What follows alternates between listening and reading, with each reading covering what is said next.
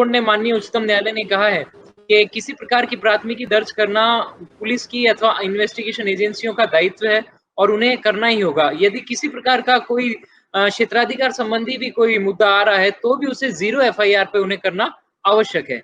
लेकिन सर जब हम वास्तविकता को देख रहे हैं, तो वास्तविकता सर एकदम उलट जा रही है। कई बार व्यक्ति को परेशान होना पड़ रहा है, वो एक जगह से दूसरी जगह तक भागा-भागा फिर रहा है, फिर भी उससे किसी प्रकार की कोई सहायता, उसे किसी प्रकार का जिसको कहेंगे आप रिड्रेसल नहीं हो रहा है उसके किसी भी ग्रीवांस का।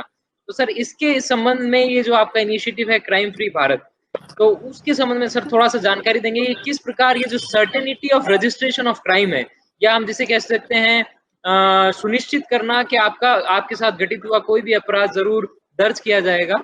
इसके बारे में सर आपका इनिशिएटिव कैसे काम करना चाहेगा और इसके संबंध में क्या मॉडलिटीज़ होंगे? सर थोड़ा-सा उस पर प्रकाश डालिए। आपने प्रोफेसर साहब, I would like to thank you. आपने बहुत ही अच्छा प्रश्न किया है और ये सबसे महत्वपूर्ण बिंदु भी है, क्योंकि जब तक आप कानूनी प्रक्रिया को प्रारंभ नहीं करेंगे तब तक जो है उसके केस में डिटेक्शन की बात नहीं आएगी, कन्विक्शन की बात नहीं आएगी, सजा की बात नहीं आएगी। तो सबसे पहला चरण है कि क्या व्यक्ति की एफआईआर लिखी गई, नंबर 1। और इसमें ये दूसरा ही जुड़ा हुआ सवाल है कि क्या उन लोगों की एफआईआर लिखी गई जो कि टेक्नो सेवी नहीं है, जिनके पास जो है ना स्मार्टफोन नहीं है, जिनका टेक्नोलॉजी से कोई दूर का वास्ता नहीं है। ऐसे लोग जो है ज्यादा डिप्राइव्ड क्लास में आते हैं, ऐसे लोगों को ज्यादा दिक्कत होती है। तो हमारा मिशन उनको कैसे मदद करेगा, तो ये आपने बहुत ही लाजमी और बहुत ही महत्वपूर्ण क्वेश्चन पूछा है। मैं यहाँ आप लोगों को ये बताना चाहूंगा कि इस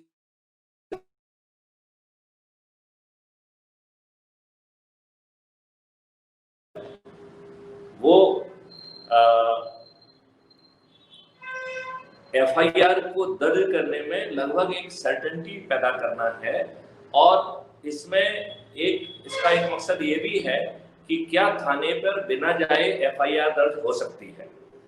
क्योंकि तमाम प्रयासों के बावजूद, जैसा कि आपने कहा कि ललिता कुमारी वर्सेस स्टेट ऑफ यूपी में सुप्रीम कोर्ट ने जजमेंट दिया, शासन ने भी ढेर सारे निर्देश जारी किए, हम डीजीज और बाकी वरिष्ठ अधिकारी भी ढेर सारे निर्देश जारी करते हैं, लेकिन इसके बावजूद भी ग्राउंड रियलिटी तो ये है कि पब्लिक, विशेष तौर पर उस पब्लिक की जिसकी कोई आवाज नहीं है, उसकी तो कोई सुनवाई नहीं है, तो उसकी तो एफआईआर दर्ज नहीं हो पाती है।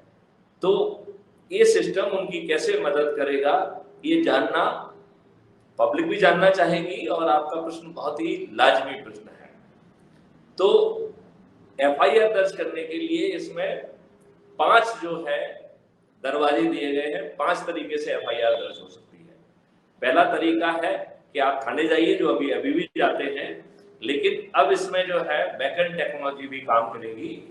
हमारे मध्य प्रदेश में विशेष तौर पर सभी थानों में सीसीटीवी लगे हुए हैं, और उसमें माइक्रोफोन लगा के जो हमारा बैकएंड इंजन है, जो हमारा सॉफ्टवेयर है, वो एफआईआर को एक्सट्रैक्ट करके और उसको एफआईआर में कन्वर्ट करने में थानेदार की मदद करेगा, और थानेदार जो है उसमें अपने हस्ताक्षर करके उसको एफआईआर में कन्वर्ट कर सकेगा। ये जो है एक मदद जो है, जो कि सीधे थाने के माध्यम से। दूसरी जो है मदद, वो है 100 नंबर की गाड़ी, जिसको हम फर्स्ट रिस्पॉन्डर व्हीकल कहते हैं। तो फर्स्ट रिस्पॉन्डर व्हीकल में 100 नंबर आजकल काफी स्टेट में आ गया है, मध्य प्रदेश में तो काफी पहले आया है, और इसमें भी थोड़ा सा जो है टेक्नोलॉजी को इन्वॉल्व करके वही टेक्नोलॉजी जो है एफआरबी में यूज की जाएगी, और ये एफआरबी में जो पुलिस ऑफिसर है वो एफआईआर ले पाएगा, और वो एफआईआर जो है चाहे वो किसी भी गेट से आ रही हो, वो जो है सिस्टम में जाएगी, और कैसे जाएगी वो मैं लास्ट में एक्सप्लेन करता हूँ। तो उसमें किसी को ये नहीं रहेगा कि साहब जो मौके पे तो एएसआई है तो एफआईआर कैसे दर्ज होगी। वो जो है एफआईआर एक्सट्रैक्ट होके थाना प्रभारी के ऐप में, थाना प्रभारी के सीसीटीएनएस के डेस्कटॉप पे उसके पास पहुंच जाएगी, और जैसे ही वो अपने सिग्नेचर करता है वो एफआईआर बन जाएगी। तीसरा जो है, आप अपने घर पे बैठ के जिन लोगों के पास टेक्नोलॉजी से